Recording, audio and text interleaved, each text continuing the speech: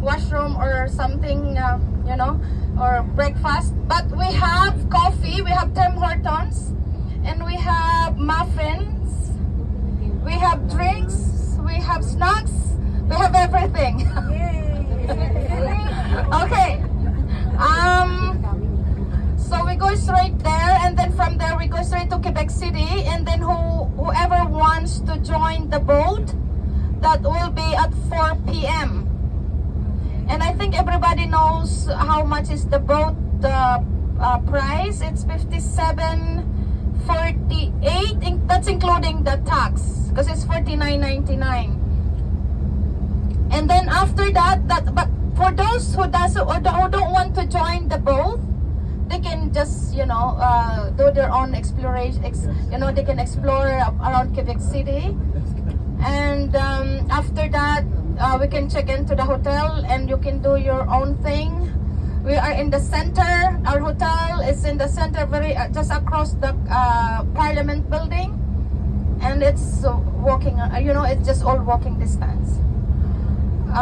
What else? And then tomorrow morning, by the way, this Delta Hotel, there's no breakfast included, but you can have your breakfast there if you want. But I suggest everyone if they can wait a little bit, because we're going to St. Anne Canyon. There's a place there. I don't know, whoever wants to have McDonald's. It's in front of the what's the name of the church? The one that St. Anne yeah. So yeah, there's a McDonald's there. But whoever wants to have breakfast at the hotel, it's kind of expensive though. That's why I didn't recommend it to everyone, because it's $50 per head for the breakfast. I have muffin here. Just let us know. We are wearing yellow t-shirt. Just come to us. Okay, let's pray.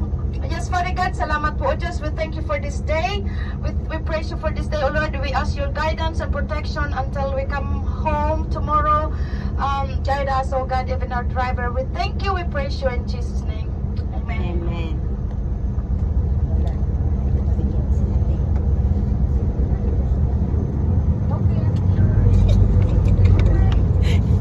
Kami na naman ito ni Ate.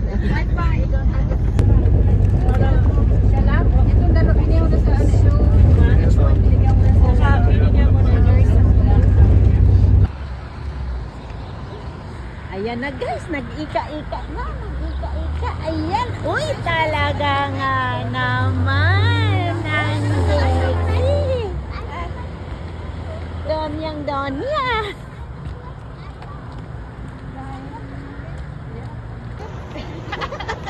Yan, oo. Para makita ang cutie. Saan si Donya? Oh.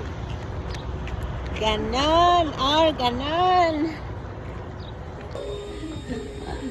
Ayan ang first stop. Tingnan mo, pila nila lahat. Ihi, oh. Saan ka punta? Ihi? Welcome to Quebec City Station. Quebec na to. Ayan, hindi nakuha ang pangalan sa taas.